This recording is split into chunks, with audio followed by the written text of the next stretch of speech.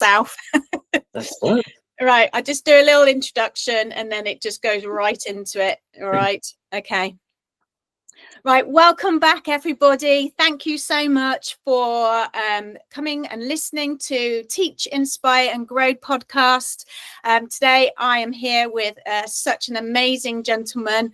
I have I am such awe of what he has been doing and what he has created over the years. But before I introduce you and start a conversation with Chris Rees here, I have a question for you, which I do ask everybody. So it's really interesting what the answers are. So are you ready? I'm ready, Helen, go for it. Good, excellent.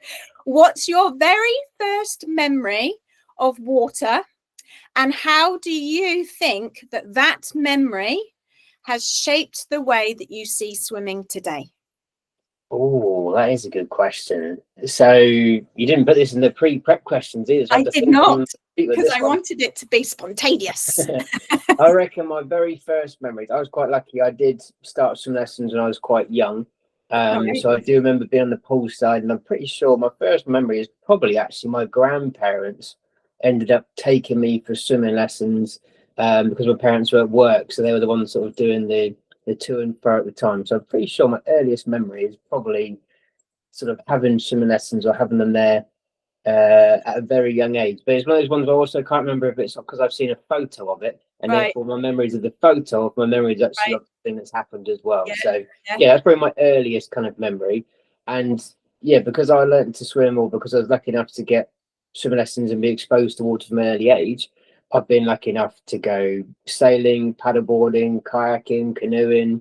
I've never sort of felt uncomfortable being in the water or being at sea. So I feel like learning to swim from an early age then opened up doors for me to have opportunities to be able to go and do all these crazy things actually on the water and enjoy it and feel safe and comforted knowing that I can look after myself if there's an issue or problem. If I fall off a paddleboard, I can get back on. If I upside down a canoe or a kayak and need to drop out, I'm quite confident I can swim back to shore or anything else. So I feel like that early stage of confidence made a huge difference to me.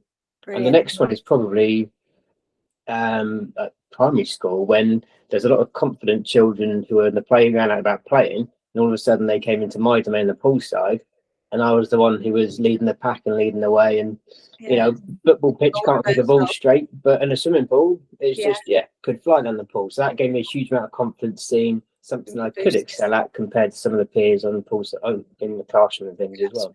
Yeah. Did you continue swimming lessons through the whole? So went through almost there were levels back in the day. Then went through all the different levels. Went to my personal survival, my water skills badges. I think I've still got probably the different ranges of like the Kiora and all the rest of it. That shows my age if you know what the badges were for Kiora and Tony the Tiger and things as well. So all the different brands you sort of work your way through. Kellogg's ones, that's right. So I've got my badges. Went through personal survival and then ended up in a club up until about the age of 12, 13 years old as well. So it was did a little bit of club, not a huge amount, but it was more that sort of learn to swim bit, which I really enjoyed. Right. So you didn't really compete actively, sort of, you didn't do events and stuff or galas? There was a few guys, remember, probably about 12, 13 years old. I remember being sat at the poolside eating packs of jelly, waiting for my, quick session to have a go. But when it came to the coach saying we need to come train 8 days a week, I started like, what? And when I spoke to my parents and said, I'm not sure I want to do this anymore, I think that's the only time in my life where they ever went, okay, and just allowed me to sort of drop it straight away. So it just, don't have to spend early mornings or late nights at the pool anymore. Oh well. But it was important to have had that lesson, have that skills and confidence, and to keep it going to a high enough level. You don't have to compete, but just to be able to swim confidently and to be able to go for lunchtime swims. You can go and do a mile or go and do a good half an hour, 40 minutes of swimming. I think is a huge advantage over people who can't swim or struggle just to manage 25 meters when they first leave school. So very lucky in terms of having that early ability, and my parents did make me stick at it through those early school years. It was my choice in my teens that I thought it was time, but it wasn't a sport that I felt like I could excel in or go to. Right. and spend all that time smelling of chlorine, which would Exactly. have been your aftershave. The chlorine, yeah, exactly. Yeah, which is what I used to get when I was at school. Oh, Helen's been swimming. You could smell your perfume. Yeah. Just the red goggle eyes and just Oh, the I know. time when you walk into the Oh, school playground. Yeah. Yeah, and do you know what it was for me as well? And it's obviously a girls' thing because you guys didn't have to deal with it because of the swimming costumes used to wear out so quickly. We used to have to wear 2 or 3 on top of each other. Yeah, I remember seeing them wear that. Yeah. And I used to get sores on my necks because obviously the amount of straps that you had. So everybody used to think I had hickeys. And I'm like, I don't have hickeys. I'm a swimmer. It was really quite embarrassing. I would always be like this and thinking, but yeah, you didn't miss anything. Let's say for sure, diving into a cold pool at 5:30 in the morning. No, but I've done my time with that. Yeah. So what intrigued you to want to start teaching, and how old were you when you did start teaching?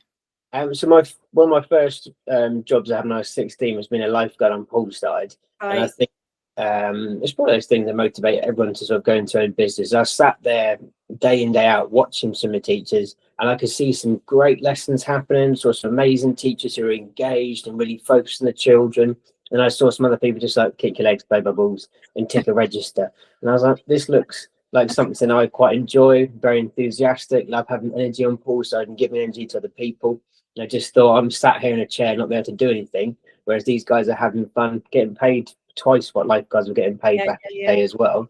And I thought this would be fantastic. So I did my first course, went through the swimming or ASA back in the day, did my level 1 course when I was 16, and I think I was 17 I did my level 2 course as well. So I went through the old ASA system. We had to write out like a 1,500 word essay on flotation and buoyancy and propulsion and things as well. So it was a very in-depth course, but very enjoyable. And I think having it as lifeguarding was an enjoyable part-time job, but I actually quite enjoyed the swimming teaching side of things. That's what sort of really made my day and really enjoyed it. And I enjoyed the interaction with the children, but also with the parents as well, because when parents could see the children literally improving every single lesson, gives you a confidence boost, gives the swimmer the confidence boost, and you just know you can do better with it. So that's how we first started when I was 16, doing some lessons. Yeah.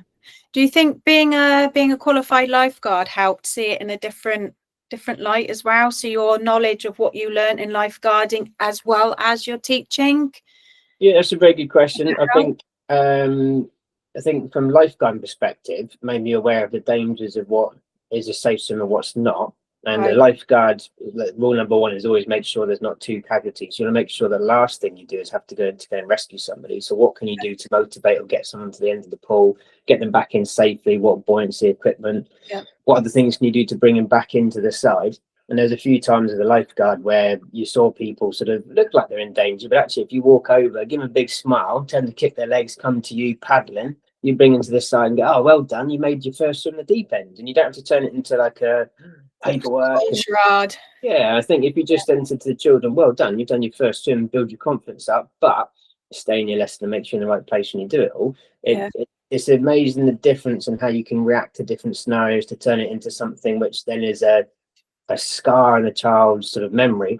I fell in the deep end and a lifeguard had to rescue me and pull me out. Well, actually, it was being the friendly lifeguard who encouraged you, motivated you, brought you back, and you could then see their faces go, oh my God, I fell in the deep end, but actually I didn't sink to the bottom and drown. I actually made it because I put my head down, focused, and got to the edge. So I think I love that. Yeah, in hindsight, I think lifeguarding is a vital thing to include as part of it, or be aware of how you can work as a swimming teacher to make sure children are safe as well. Yeah, I guess it's similar knowing and working with adults as well that potentially had almost like a traumatic experience or something as the aftermath, is the end result, if you like, later on. Because if you understand that as well, you can then relate to it for then exactly what you're doing the prevention side of it at the beginning, as opposed to it then, so it filters down positively.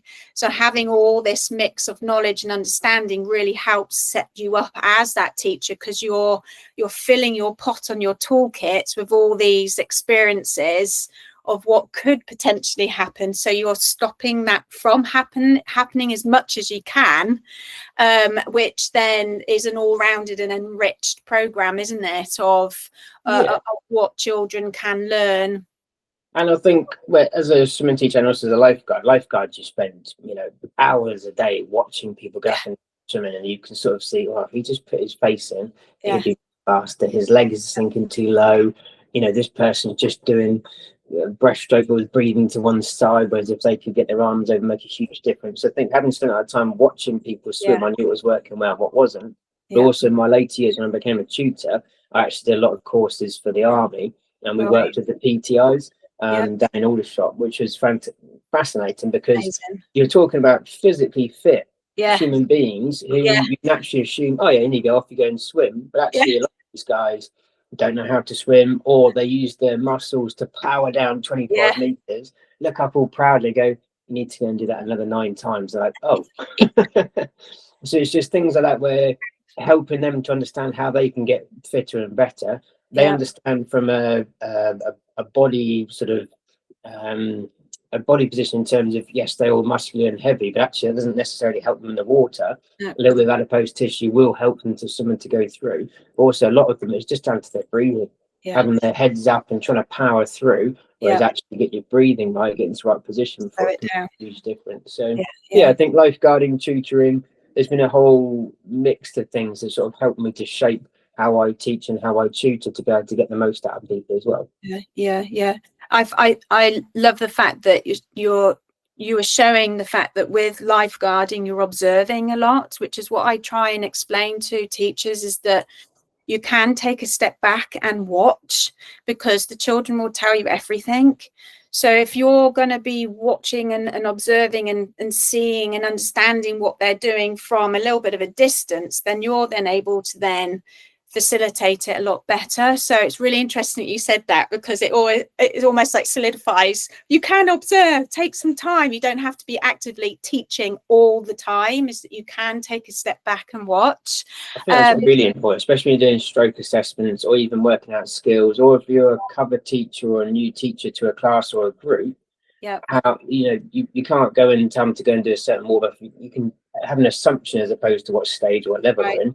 But actually, until you see them swim, you don't know what the weaknesses are, what they need to do. And I think one of the advantages of me running my own business is the fact that I've been a cover teacher for thousands of shifts. So therefore, I've dropped in to go and see different classes and go, right, what's the one thing I could do to improve this child's swimming today? And in that 1.5 an hour lesson, I might watch a group and there's 5 swimmers and go, right, 2 need to work on their leg kick, 3 need to work on their breathing.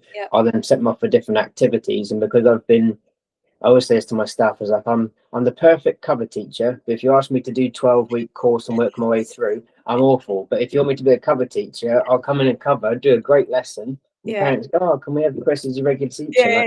You'd hate me as your regular teacher, because I'm just rubbish at following schemes of work and plans. It's just not the way my brain works. Whereas popping in to come and do a one-off lesson, pick up at a point and make sure those children have had a good lesson and improved, or adults have improved their lessons and done something or learned something new. That's what I really enjoy, sort of getting out from lessons, is seeing what I can do just to tweak and change. And it's all about those little 1% where you keep changing something to improve it and make a big difference as well. Yeah, absolutely. No, I love that.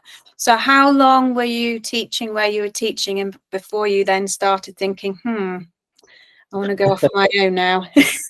So I did 2 years. So I was 16 when I first started my course, and I think it's pretty much as soon as I could do my course after school. So it was probably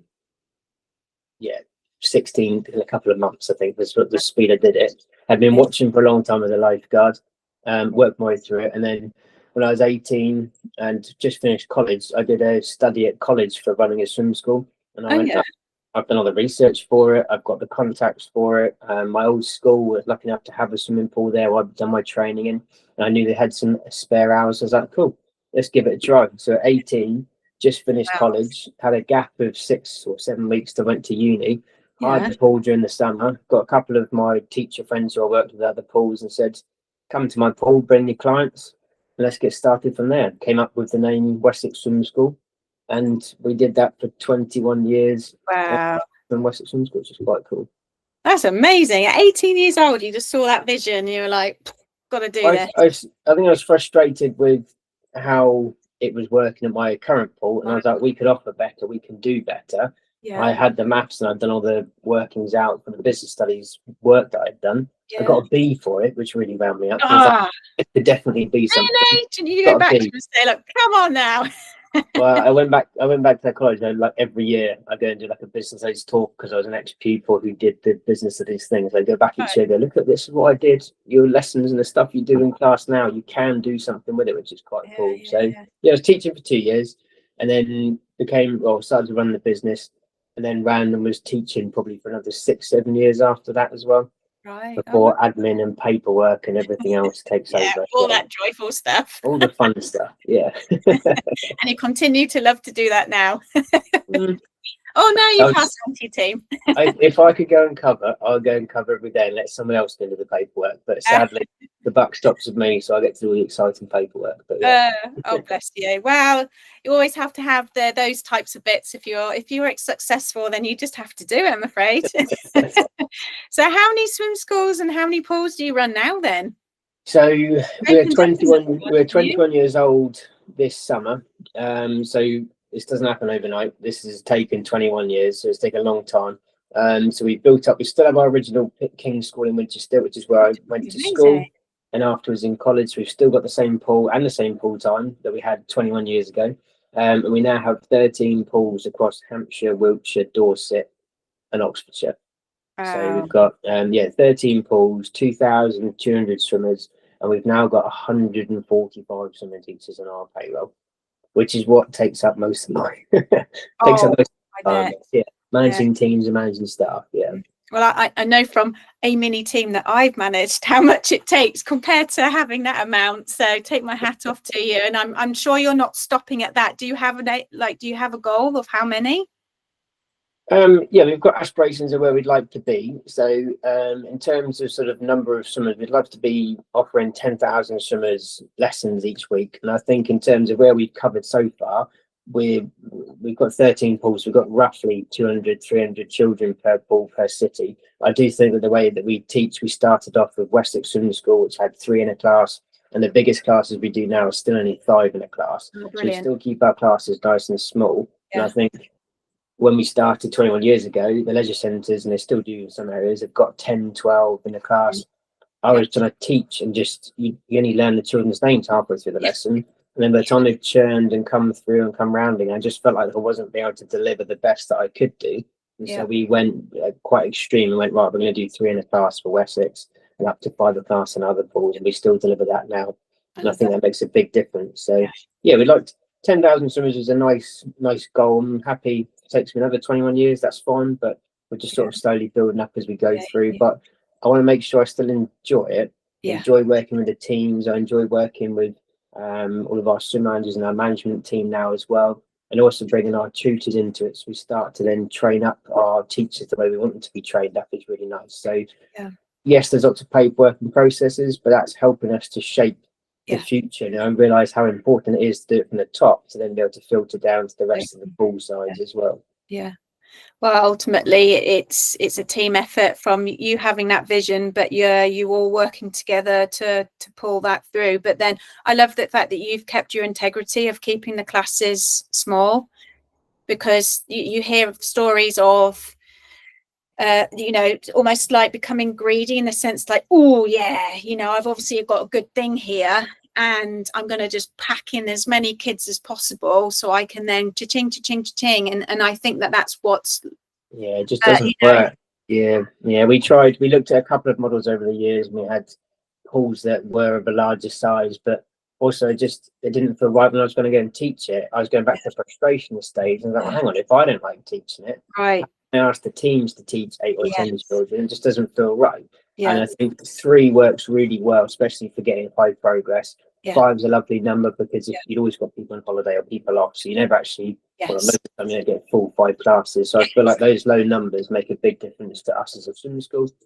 And then in terms of pricing, we're not the cheapest, but also we pay our staff really well as well. So it's important that the staff enjoy their jobs, they want to come to work. So that's something that's quite keen for us as well. So we're we're working quite closely on how we improve all those systems. And every year I think, oh, it's done now, I've done my work. But actually, every year there's something to tweak, to change, to improve, to work on, to try and make lives easier for the swimming teachers, the parents, and the swimmers, so they can enjoy their lessons. But it should be fun. It shouldn't be tedious. I hate it when people go, oh, it's another job. It's not another job. You get to go play, have fun. You see children progressing. It's just, that's the sort of people I'm looking for. So people who are really enthusiastic about it, love working with children, and they want to see how they can progress it. So it's an exciting place to be. No, it's great. And I love the fact that you adapt as well to how times are moving, because when you would have first started 20 odd years ago, what it is now, so different, and it will be again in the next 5 years. So that's what makes a good business owner, is that you're constantly learning and adapting, and having that team with you to do that. And if they love what they do, so providing that environment for the teachers as well, so it's not stressful for them of having that amount of children in the water. You just could not have an effective lesson. So that means that they can be on point as teachers, and then the way that the children will progress will just be exponential. It'd be amazing, wouldn't it, to watch? So I think if you can make it as easy as possible for people to teach, and make sure they've got the equipment they need, make sure they've got the right systems, registers, processes as much as possible. So I look back to 21 years ago, we were getting check payments that we then had to sort of cash to go to the bank and fill out payment books. We had paper registers, and then even when we started using spreadsheets, just it just wouldn't work. Times. And now you've probably got apps and all sorts, haven't you? We've got lots of great apps, in terms of like our marketing as well. We've got a whole mix of stuff. So we've gone from sort of, I think we're the first ones to use Facebook for adverts, which worked really well for us. Now I know everyone's using Facebook. Effective. But we've gone back to leaflet drops, referrals, reviews, and that's really important for us. So we pay for, we reward the staff who then get reviews who come through, and then we then also pay for referrals from clients and from teachers as well. So it means that I prefer to see you getting some money rather than us paying more money to Facebook. And absolutely, you saying I recommend Wellness Swimming rather than Facebook ads popping up. That makes a huge difference to somebody, because it's a personal recommendation. So that personal side of things is really important to me. And I think that's the one thing that I wish I could split myself up into multiple places, but you just physically can't get around to 13 pools. Why not? I go visit a pool once a week, and it takes me a term to see everybody. So we're trying to build at the moment. We're creating careers, which is a new path for us as well, where people see swimming teaching like a little part-time job, doing a week here. We're now creating swim managers who get admin hours, who manage multiple pools. They can enter this into career. So it means that actually, if you do enjoy swimming, you do enjoy being on poolside, we can give you your swimming hours that you want, but also you can do admin hours around that, which then tops you up so you can stay within the industry, work on your career as you go through as well. So that's something that's only really happened in the last couple of years, when our growth has sort of gone exponentially, is where it's helped us to kind of be able to go, right, good people, good swimming teachers can now do the job that they love and carry on building up as they go through their careers as well, which is really important. No, and because I hear it all the time, and I think you said it before, is that people tend to see this as almost like, oh, your other job or whatever it is. Because I was talking to my husband about it last night, because I got really angry because I saw this video, and it really breaks my heart when I see children crying during swimming lessons, and it's just one of my things. I hate it, and especially because I'm a parent as well. You know, you just feel it. It's horrible. And I said, I have a really important job, and he was like, yeah, I know you do. And I said, but it's really important. I kept saying to him, it's like, people just don't understand. And because I was going through, I don't know why I was going through it, but there was a job advertised in Florida from an aquatics manager or something. I was thinking, oh, I wonder how much they get, how much they get for that role. Because obviously being a manager in aquatics, big complex, you would have thought that it'd be, a big responsibility. And I looked at the hourly rate, and I'm thinking, really? It was like $18 an hour. And I was thinking, no, I was just like, that's horrendous. I was like, no wonder you can't get, quality sort of people walking through the door wanting to do some of this. But it's actually a really important job. And I was thinking, we actually help children save their lives. It's like life or death. It's not like kicking a ball around a football field. Do you know what I mean? It's just got really. I still remember my swimming teachers when I was a kid.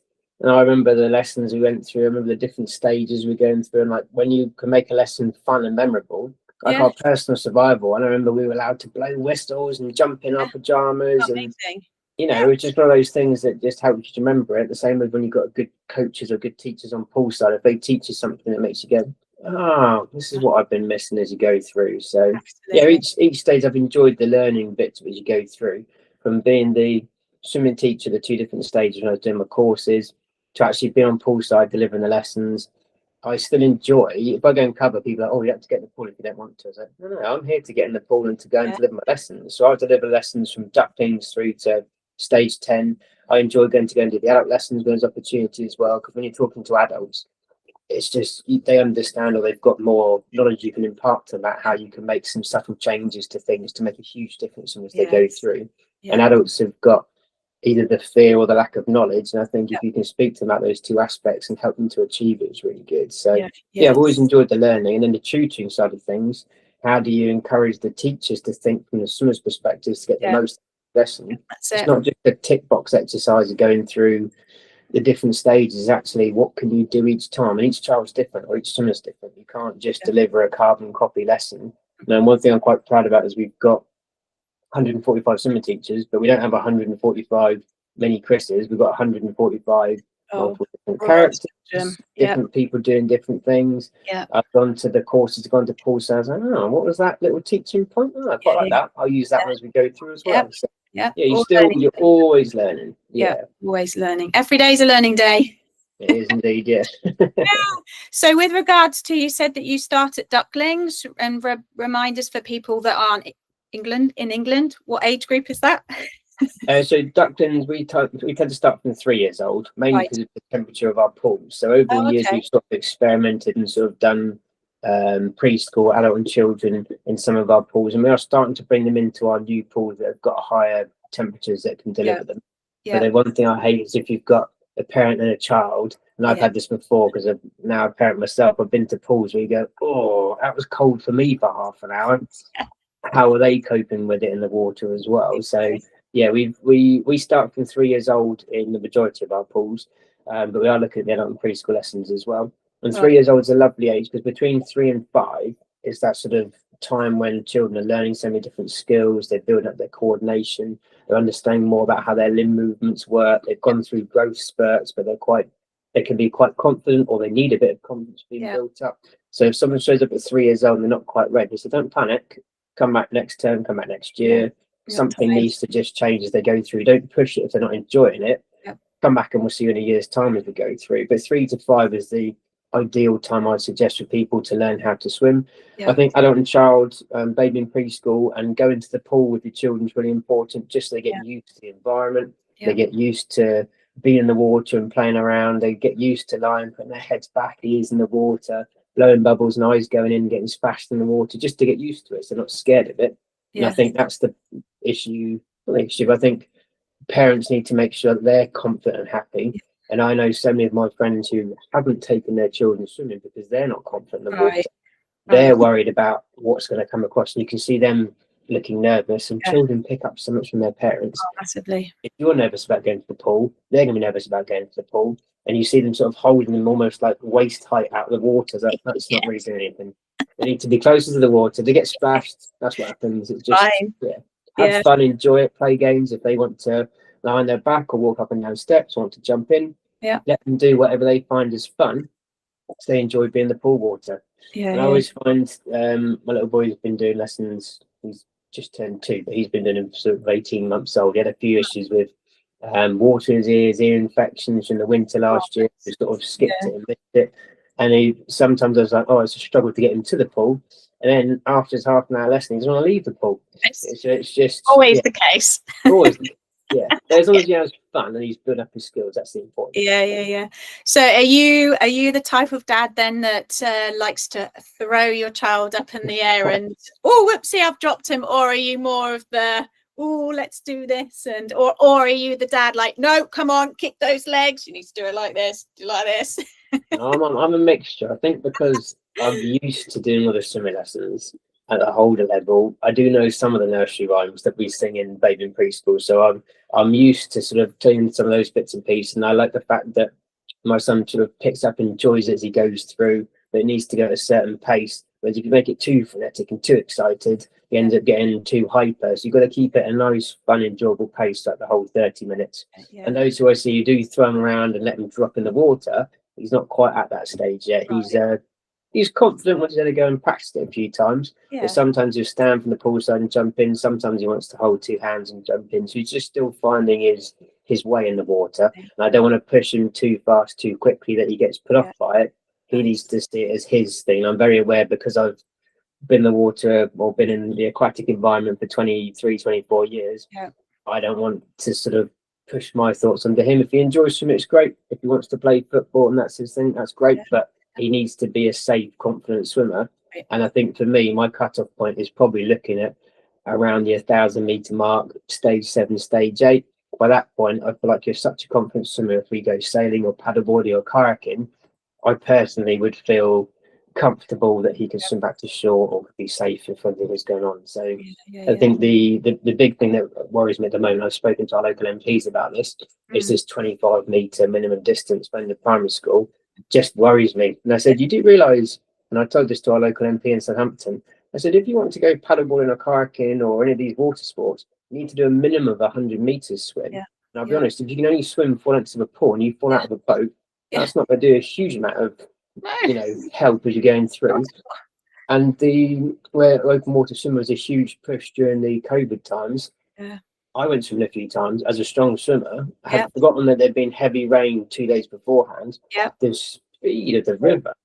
For a confident swimmer, I was like, oh Christ, that's sort of caught me off guard a little bit. I wasn't expecting that. And where we went from there to swim up the river, we basically spent the time in an endless pool. And I maybe moved 50 meters up and down and didn't go anywhere. So that caught me off guard. And I was like, oh, if I hadn't thought about that and we didn't have a different exit point to get out from, I knew the next stop was down by a weir, sort of 100 meters away. It wasn't very safe. So that's from an experienced person. You should have been more aware of it. And I just hadn't thought it was a nice sunny day.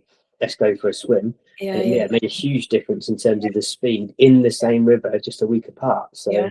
And that's an adult thought, whereas if some teenagers had gone and done that, or any kids that are slightly older than my own son at 10 years old, they wouldn't know, and put 2 and 2 together like you did. Well, there's been too much rain, or blah, blah, blah, and where are my exits to get to? And I think that that's part and parcel of our job as well, is to prepare them from as much as we can, in a gentle way, not a shocking way, to say, it's that fear again of you don't need to impart that fear on them. It's that knowledge, which I call water wisdom. It's being wise about what you're doing in and around water. And that starts, doesn't it, right from your son's age, earlier. And it's that gentle little, you're not doing it all at once, all in that particular time. It's that journey throughout. So when you're talking to the MPs, I don't think they actually understand that it's a whole journey. It's like it never stops, just like school. Not a 30-minute carries on. Tick a box. And we have Water Safety Week, which it's either May or June time, I think it is, we do. And that's where the whole school stops. We do the different levels of water safety. So even for the ducklings and beginners, they have to learn how to climb to the side safely, climb out, make sure they're okay if they fall into the water.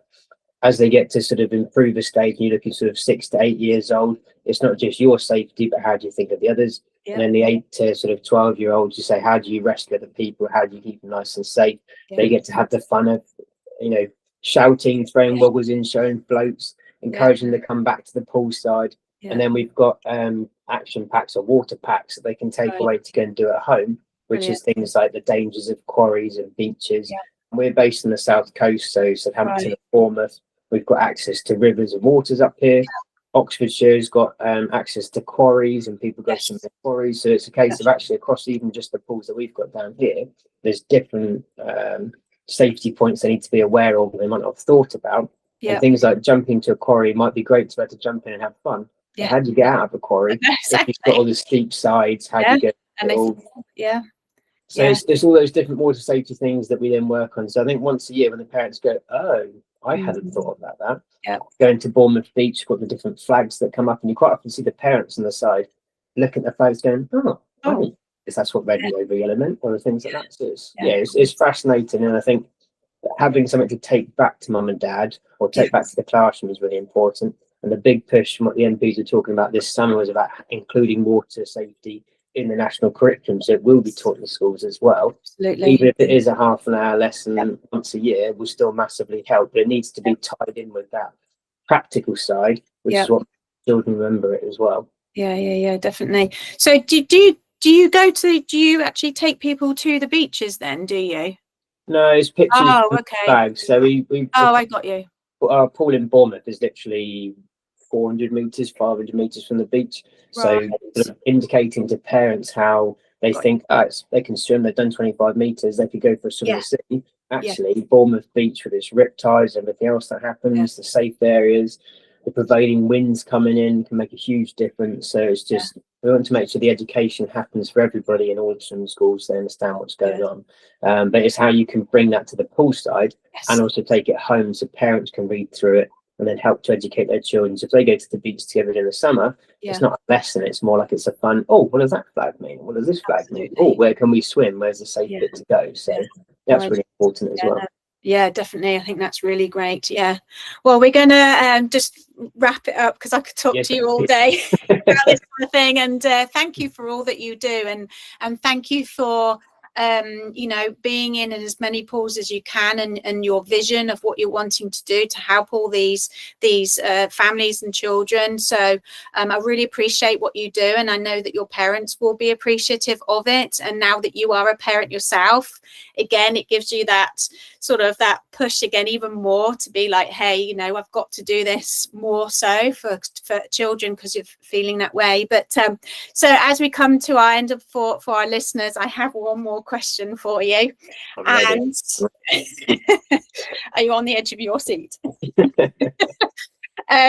We often talk about what we teach swimmers or children, but what's one thing a swimmer or child has taught you as a person that you've never forgotten? Oh, that's a very good question too. Thank you. What the children taught me.